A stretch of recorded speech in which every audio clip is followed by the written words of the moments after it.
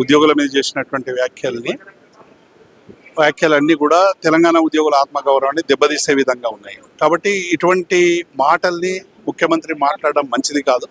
అట్లాగే ఉద్యోగులు కోరుతున్నటువంటి అనేక డిమాండ్లను ఇవాళ డిమాండ్లు ఏవి పరిష్కరించలేమని చేతులెత్తేయడం అనేటువంటిది ఇది పూర్తిగా విరుద్ధం. కాబట్టి ఎట్టి పరిస్థితుల్లో కూడా ఉద్యోగులు చేసినటువంటి న్యాయమైనటువంటి డిమాండ్లను పరిష్కరించాలి. ఇవాళ ఉద్యోగుల్ని ప్రజల్ని వేరు చేసేటువంటి కుట్ర ప్రభుత్వం ఏదైతే చేస్తుందో అది సరైనది కాదు. ఇలా ఆర్థిక పరిస్థితి బాగాలేకుంటే అందర పోటీలు నిర్వహించడానికి మాత్రం డబ్బులు ఉంటాయి. మూసీకి డిపిఆర్లు వస్తాయి, సియోలు పోవడానికి డబ్బులు ఉంటాయి, తాండూరుకి హెలికాప్టర్ పోవడానికి డబ్బులు ఉంటాయి, నల్గొండకి హెలికాప్టర్ పోవడానికి డబ్బులు ఉంటాయి. కానీ పెన్షనర్లు తమ దాచుకున్న డబ్బు తమది తాము ఇవ్వమంటే ఇలా నీకు ఇన్ని అంటూ వస్తున్నాయి.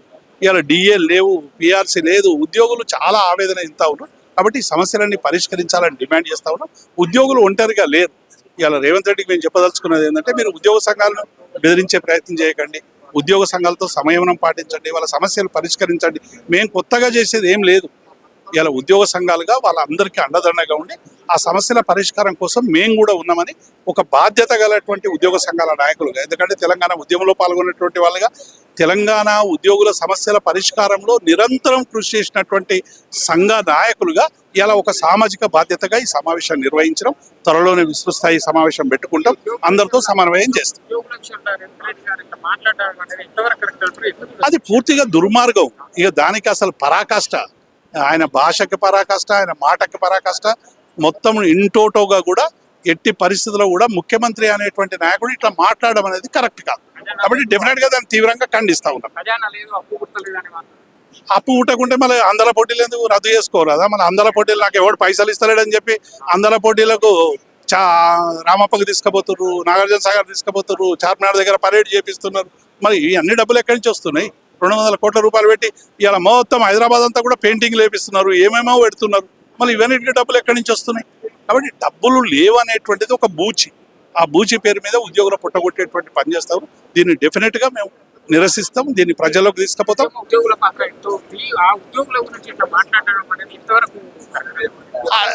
అది కరెక్ట్ కాదని ఇలా అందరం ఒక్కటైనా.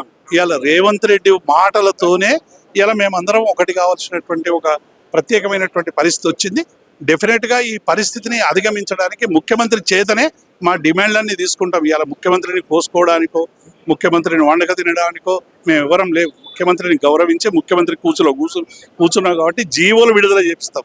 ఉత్తగేట్లో వదులుతాం రేవంత్ రెడ్డి. నేను 420 హామీలు చేయాలి, 6 గ్యారంటీలు అమలు చేయాలి, ఉద్యోగులకు పిఆర్సీ ఇవ్వాలి, డిఏలు ఇవ్వాలి, మా రిటైర్ అయిన ఉద్యోగులకు డబ్బులు ఇవ్వాలి. ఇవన్నీ ఇచ్చేదాకా నో అబ్జెక్షన్ సర్టిఫికేట్ ఇవ్వం ఉద్యోగులు.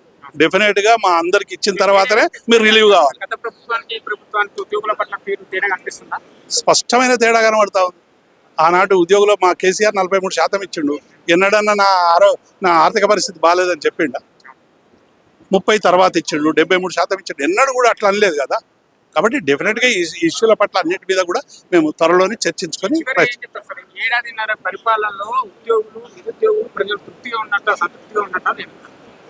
సంతృప్తిగా లేరనే కదా మేము అసంతృప్తిగా ఇవాళ మీటింగ్ పెట్టుకున్నది. సంతృప్తిగా ఉంటే ఇక్కడ దాకా ఎందుకు వస్తాం? ముఖ్యమంత్రికి పోయి బోకాలు ఇచ్చి వస్తుంటివి. ఇవాళ అది లేదు కాబట్టి ఇవాళ ముఖ్యమంత్రికి ఇక్కడి నుంచి మా నిరసన తెలపడానికి మీటింగ్ పెట్టు. ఉద్యోగుల మీద చేసినటువంటి వ్యాఖ్యలన్నీ కూడా తెలంగాణ ఉద్యోగుల ఆత్మగౌరవాన్ని దెబ్బతీసే విధంగా ఉన్నాయి. కాబట్టి ఇటువంటి మాటల్ని ముఖ్యమంత్రి మాట్లాడడం మంచిది కాదు.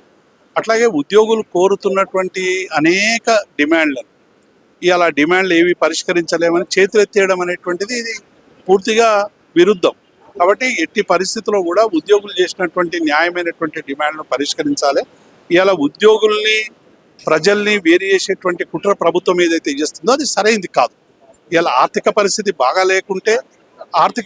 బాగాలేకుంటే అందర పోటీలు నిర్వహించడానికి మాత్రం డబ్బులు ఉంటాయి.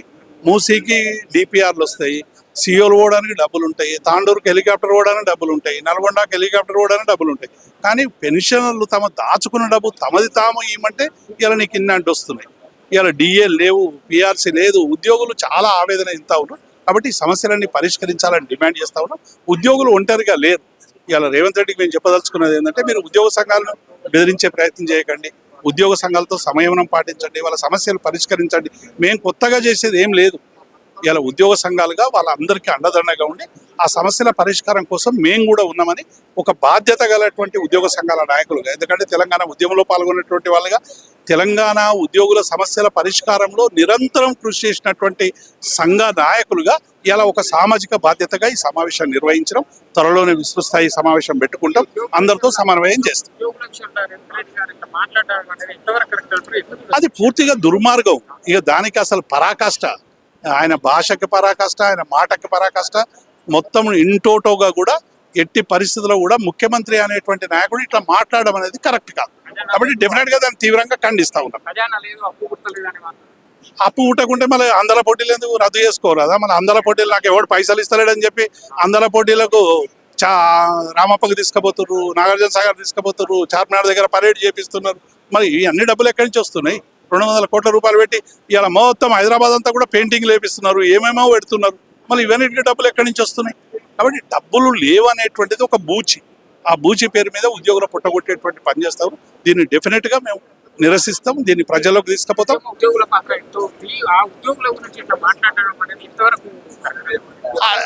అది కరెక్ట్ కాదని ఇలా అందరం ఒక్కటైనా. ఇవాళ రేవంత్ రెడ్డి మాటలతోనే ఇలా మేమందరం ఒకటి కావాల్సినటువంటి ఒక ప్రత్యేకమైనటువంటి పరిస్థితి వచ్చింది. డెఫినెట్ గా ఈ పరిస్థితిని అధిగమించడానికి ముఖ్యమంత్రి చేతనే మా డిమాండ్లన్నీ తీసుకుంటాం. ఇవాళ ముఖ్యమంత్రిని కోసుకోవడానికో, ముఖ్యమంత్రిని వండక తినడానికో మేము ఎవరం లేవు. ముఖ్యమంత్రిని గౌరవించే ముఖ్యమంత్రి కూర్చున్నాం కాబట్టి జీవోలు విడుదల చేపిస్తాం. ఉత్తగేట్లో వదులుతాం రేవంత్ రెడ్డి. నేను 420 హామీలు చేయాలి, 6 గ్యారంటీలు అమలు చేయాలి, ఉద్యోగులకు పిఆర్సీ ఇవ్వాలి, డిఏలు ఇవ్వాలి, మా రిటైర్ అయిన ఉద్యోగులకు డబ్బులు ఇవ్వాలి. ఇవన్నీ ఇచ్చేదాకా నో అబ్జెక్షన్ సర్టిఫికేట్ ఇవ్వం ఉద్యోగులు. డెఫినెట్ గా మా అందరికి ఇచ్చిన తర్వాతనే మీరు రిలీవ్ కావాలి. స్పష్టమైన తేడా కనబడతా ఉంది. ఆనాటి ఉద్యోగులు మా కేసీఆర్ 43% ఇచ్చిండు.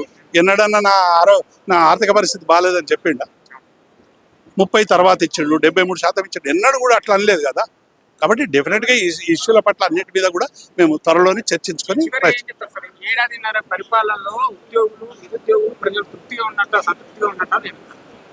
సంతృప్తిగా లేరనే కదా మేము అసంతృప్తిగా ఇవాళ మీటింగ్ పెట్టుకున్నది. సంతృప్తిగా ఉంటే ఇక్కడ దాకా ఎందుకు వస్తాం? ముఖ్యమంత్రికి పోయి బోకాలు ఇచ్చి వస్తుంటివి. ఇవాళ అది లేదు కాబట్టి ఇవాళ ముఖ్యమంత్రికి ఇక్కడి నుంచి మా నిరసన తెలపడానికి మీటింగ్ పెట్టాం.